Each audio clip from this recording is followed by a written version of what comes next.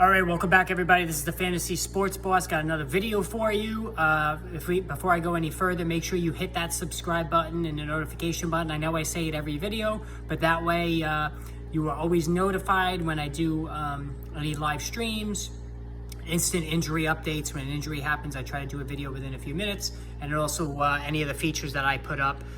You'll be notified right away when I do add those new videos. Now, today I want to talk about tight ends, all right? And the tight ends that I like more than you, all right? So typically with the tight end position, I'm very leery about using an early round draft pick on a tight end. I'm usually more about the receivers and the running backs, and then try to get value or maybe somebody who's got some sleeper potential towards the later rounds of the draft.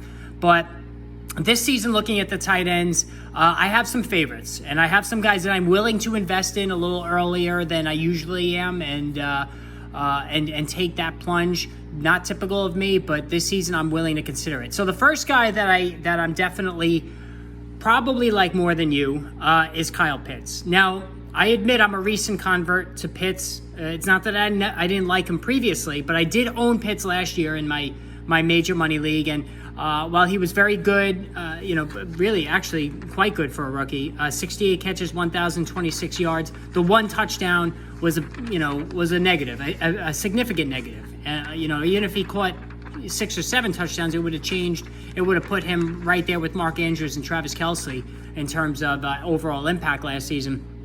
But right now he's the third tight end off the board behind those two, Kelce and Andrews. And so I think those three are a tier above everybody else. All right, you have those three together, and then you have the next tier of George Kittle and Darren Waller. And so if I'm going to take the plunge at tight end, I want to take the cheapest of that top tier, and that's Kyle Pitts. So in round 3, I'm willing to go Kyle Pitts if he drops to me in round 3. He's generally going in that late 3rd round area code, so I'm fine taking him there. Listen, we all have reservations about Marcus Mariota, but in Mariota's defense, he has played well this preseason. He played very well in the start that he made a year ago.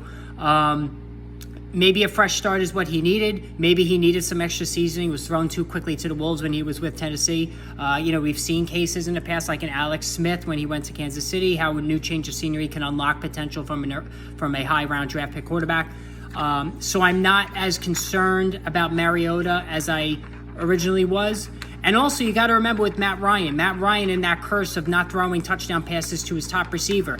Julio Jones, career-long issue with that, not catching touchdowns from Ryan, and then Pitts last season. So maybe Mariota will target him much more in the red zone. That is entirely possible and even likely. So if Pitts gets 5 receiving touchdowns, let's say it's just 5, and I'm hoping it's more than that, and you add, let's bump the receptions to 75 and the yardage to 1,100 yards, that's a phenomenal season. That's well worth the 3rd round pick, so I'm willing to go Pitts there. Now, if I don't get Pitts in that 3rd round, I'm looking past Kittle. I'm looking past Darren Waller. I don't like the value on those guys. The next guy that I would look at is Dalton Schultz, all right? I love Schultz. I think he's fantastic. I'm okay with that 5th round draft price.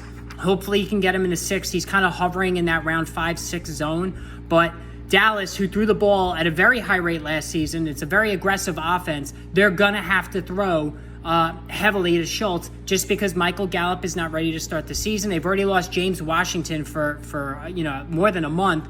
So CeeDee Lamb can't do it by himself. And if they roll double coverage to CeeDee Lamb, Schultz is going to be open. He's going to be open a lot. And one thing I love about Schultz is that he was targeted heavily by Prescott in the red zone. So the touchdowns are going to be there. Maybe a new career high in receptions. Maybe he gets into that 80 range this year. So I'm fine paying the price on Schultz in round 5 or more, hopefully, in round 6. Next guy, if I don't get Dalton Schultz, I'm passing on TJ Hawkinson. I'm passing on Dallas Goedert. I'm passing on Dawson Knox. I'm going Zach Ertz. Once Zach Ertz got free out of Philadelphia and he was traded to the Arizona Cardinals, he really took off right away with Kyler Murray. And Murray, just like with Dalton Schultz and Dak Prescott, Murray targeted Ertz very heavily in the red zone. All right, Ertz did a fantastic job. He is a catch and fall down guy at this point at the age of 31, but he's going to move the chains. He's a tremendous route runner still. He still has some juice left. And I think with DeAndre Hopkins missing the first 6 weeks of the season, Ertz is going to get a lot of work. So and you know what? He's certainly the better value I think the numbers might be closer to Dalton Schultz than you think, so that makes Ertz the even better value between the two. So if I don't get Schultz, I'm definitely going to go in on Ertz. All right, so now failing to get Zach Ertz, then I'm going to start looking late round. If I don't get Zach Ertz in those middle rounds, I'm going to look for a late round guy. I like Cole Kmet. I think Cole Kmet's going to be good. I am concerned about that Chicago passing game, and that offensive line is terrible, so I'm not going to go crazy with Kmet. I think he's going to have a good season. The touchdowns should finally start to come to fruition, but I'm not exactly going to reach for Kmet because I just don't like the way that offense looks right now. All right, some of these late round guys I do like. I like Irv Smith Jr. of Minnesota. I think Kevin O'Connell's really going to unleash the passing game, and he's going to be a big part of that. Evan Engram, the Jaguars are going to throw a lot. They're going to have to throw a lot because they're going to trail in a lot of games. Evan Engram got a lot of snaps already this preseason. He's clearly the guy over Dan Arnold. I think Engram, he did some nice work with the Giants, especially early on.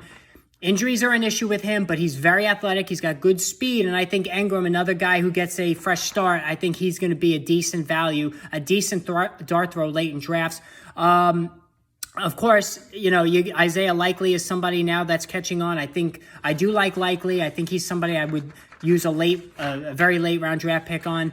As far as the rest of the guys, David Njoku, I'm not loving now, especially with Deshaun Watson not being there. Pat Freiermuth, I forgot to mention him, the Steelers. There's a lot of mouths to feed in that Pittsburgh offense right now, so I wouldn't exactly chase him as well. Albert O, I'm out on because he doesn't look like he's going to be playing a significant role since he's been out there with the second and third team offense this preseason, so I don't like the way things are looking on Albert O. I think I'm going to have to ignore him now. So yes, all those guys I just mentioned, those are the main ones. So Kyle Pitts early. Failing to get him, it's Dalton Schultz. Failing to get him, it's Zach Ertz. Failing to get him, then I'm looking toward the later round guys. So that's how I look at it. Those are the tight ends I like more than you. I think that's where your best value is going to come in this season. I have good expectations on all those guys I mentioned. So make sure you target them. I think that would be your best course of action for that position, those guys in that range of the draft. So, all right, again, hit that subscribe button. More videos coming, guys. I'm going to keep them coming as fast as I could. Any questions? Post questions, by the way, in the comments section of these videos. I love to take questions. I keep it respectful. I delete it right away if it's any trolling or cursing or anything like that. You don't have to agree with me. Just let's have a discussion. Let's have a debate. We don't have to get personal. We'll keep it clean. We'll have a discussion and we'll hear each other out. And it's always fun to do that. So post your comments. Let's see what you got. Who are the tight ends you like? I'd like to hear the tight ends that you guys like, who you think are good values. Maybe you can convince me. All right, so until then, we'll talk, guys. Be well and take care.